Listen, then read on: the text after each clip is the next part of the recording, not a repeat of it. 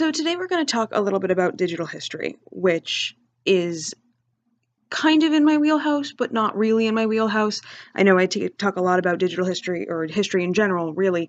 And so I kind of want to bring a little bit more of the multimedia aspect into it because what we're seeing a lot more is that history in general is really starting to move into a more multimedia aspect. So, first question, obviously, what is digital history? There's a lot of talk among historians about what it is, mainly how do we do it. A lot of the annual historian conferences as of late have really put a focus on digital history as a topic of panels and roundtable discussions, talking about how do we teach it, how do we do it, things like that. But what is it really? Broadly speaking, it's really a way of looking at historical events and the past that works with different aspects of multimedia, right? But it's not just about digitizing history. Anybody can do that. We can scan a piece of paper into a computer, and there it is. It's more about creating a way that people can experience and read and really follow an argument about a major historical problem, all through the use of technology. So here's a perfect example. On the left, if it works, awesome, is a video of archival footage of D-Day put on by the History Channel. Thanks, YouTube. From the morning of June 4th, 1940, June 6th, 1944, which is when D-Day invasions occurred. And a lot of this archival footage also includes, a clip of the radio broadcast of Dwight D. Eisenhower from that morning. And on the right is a brief example of what D-Day was. So this is the difference, right?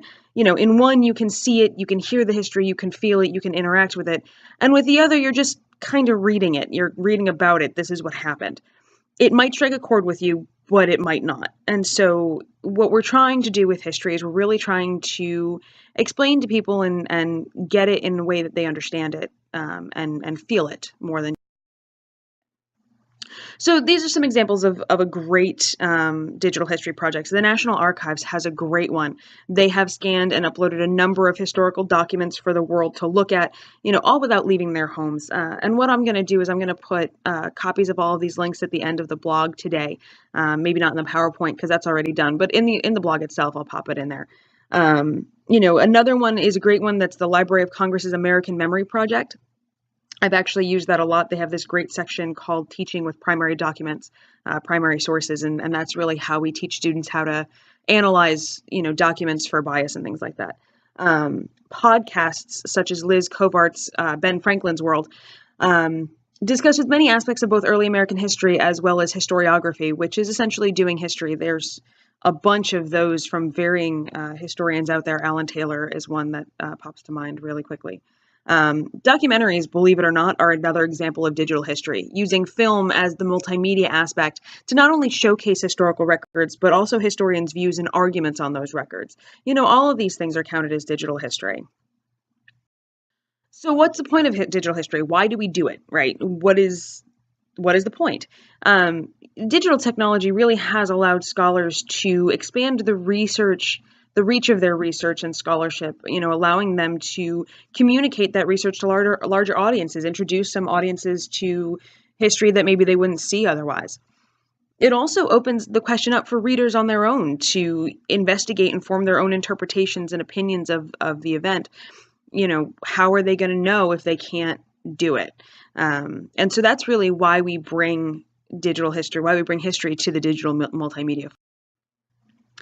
There are a lot of challenges to that, but this part is relatively easy to explain. Really, the main challenge is, in doing good history that combines a computer's ability to search for and summarize information with the historian's ability to interpret and argue the results of that research.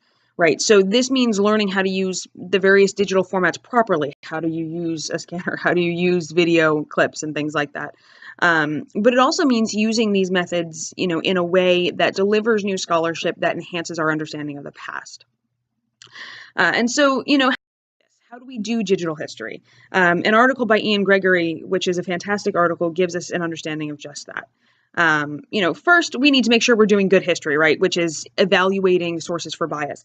We need to really be looking at these digital sources the same way that we look at other sources that maybe aren't digital. How are these sources biased and by how much? Second, we really need to develop and understand new techniques to deal with errors in these sources. And there's really a possibility and opportunity there to do that. Maybe it's an error within the source itself. If it's something that's been scanned digitally, maybe it's an error, just in how we've interpreted it. But that's really an opportunity that we have here with digital history. Third, there is the need to develop and use these methods to exploit digital sources. How do we take these and really utilize them to the best of our ability and really use them to the fullness of expectations? Finally, while work on these sources and methodologies is important, it is a means to an end rather than the end itself. Really, we need to understand that this is how we get the history out there. This is how we do it. It's not the end result of that. So I know that we a lot about kind of and how it works. We have, almost without thinking about it, become digital historians by default. So many aspects of our research and our primary sources have become digitized, or we're digitizing ourselves so that we and others can have access to them. And it's really all because of the vast number of resources we have at our fingertips and our desire to bring history into a new generation of scholarship and scholars.